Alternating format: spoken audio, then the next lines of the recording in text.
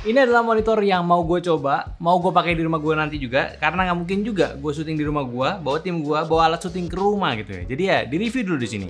Jadi ini adalah monitor yang brandnya tuh rame banget dikatain, sampai video banting monitor tuh diulang-ulang terus. Padahal pas gue cobain monitornya oke-oke aja sih. Gak pengen gue banting, komen aja tapi kalau kalian pengen gue banting monitornya. Lagi pula ya, ini gue bukan defense sama Xiaomi gitu. Pengalaman gue juga kok, ini beli barang lain gitu ya, yang ratingnya jelek tapi barang bagus atau brandnya bagus ya. Kadang gue juga tetap beli, karena yang pasti negatif komen itu bakalan lebih berkali-kali lipat ya, bersuara dibanding yang positif komen. Lu ngasih aja deh, lu beli barang terus barangnya bagus, yakin lu bagi-bagiin barangnya? Enggak, kayak gue aja ya, gue pakai kayak biasa aja. Kalau rusak baru komplain gitu ya. Nah gitu dah yang terjadi. Apalagi ada wadah buat komplain kan? Nah ya, tapi tetap kalau misalnya brandnya jelek atau barangnya jelek harus bisa dibenahin dari brandnya ya. Ini Xiaomi G27i seri gamingnya dari A27i yang bedanya itu cuma 400.000 aja kalau di Mi Store.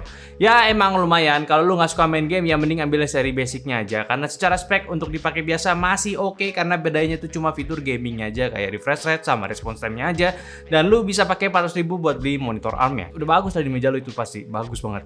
Yang bikin gue suka tuh ya kaki stand ini, gue suka banget, simple, durable, bahan metal, nggak oglek, intinya sih nggak ceker ayam dulu deh. Gue paling sebel sama kaki ceker ayam gitu, kayak kurang rapih walaupun tetap bagus, apalagi buat monitor yang ukurannya besar.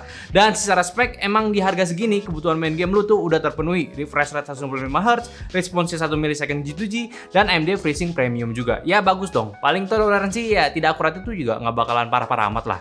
Gue pakai monitor ini di studio buat main game The Finals ya udah amat-amat tercukupi. Ya maksud gue tuh di motor kayak gini tuh nggak bakalan direbut sama user yang ngarep spek monitor tinggi gitu, karena ya agak lucu ya kalau lu speknya masih kentang tapi monitor udah tinggi ya kayak impossible gitu loh.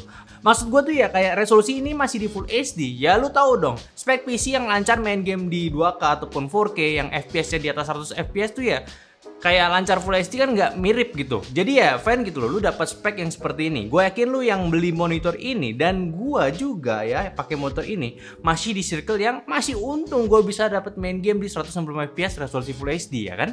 Ya harusnya iya.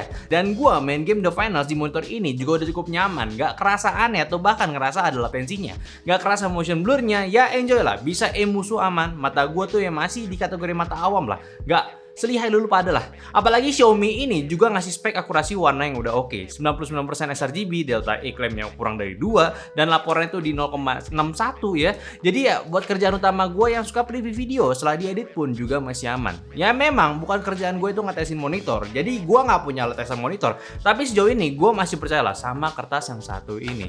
Fisik monitornya ya ini walaupun gaming, nggak kelihatan gaming sama sekali. Tipe yang gue suka, monitornya tipis, gendutnya di bawah kayak orang obesitas gitu ya. Bezelnya juga tipis, nggak kerasa murahan juga, apalagi kan yang di dagunya tulisannya Xiaomi, bukan Redmi. Ya anak-anak handphone paham lah, bedanya Xiaomi sama Redmi itu apa.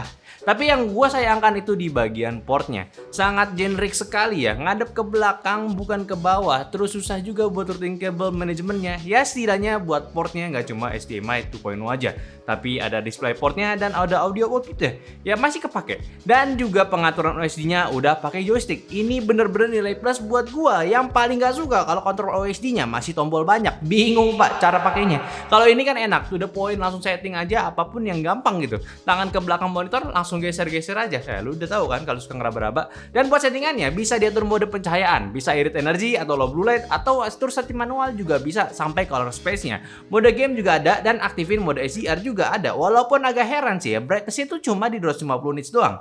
Dengan panelnya dipakai IPS ya, jadi view angle udah aman, udah luas. Terus juga buat angle-nya belum ergo, cuma tilting aja. Terus kalau mau VESA juga bisa di ukuran 75 mm, jadi tetap bisa buat dipasang ke mountingnya. Ya secara build quality sih ini nggak kayak sejutaan zaman dulu. Zaman ST punya yang gua review dulu, plastik jelek dan nggak rigid kakinya. Yang ini udah oke, ada VESA, bisa lebih ke ergo sesuai style lu gitu loh. Ya di paketannya pun juga dikasih HDMI kabel, power cable, kartu garansi bisa 3 tahun panel plus fungsi sama 1 tahun aksesoris. Ya oke lah, walaupun sempat blunder kemarin si Xiaomi. Intinya mas, selama gue gunain motor ini rasanya sih ya memang downgrade ya. Saya kan sebelumnya pakai monitor curve 2K juga di kantor ya. Ya tapi karena kegunaan itu gue nggak banyak, bukan gamer sejati atau bahkan full editor di nyantai ya. Jadi ya yang gue korban itu ya cuma resolusi aja, jadi buat working space gue tuh agak berkurang. Tapi karena gue pengen punya monitor di rumah buat PC gue di rumah ya, jadi ya ngapain lah gue samain kayak di sini gitu ya. Kayak Ini aja udah cukup dan udah cukup buat gua dengan kebutuhan gua yang pakai sehari-hari di rumah.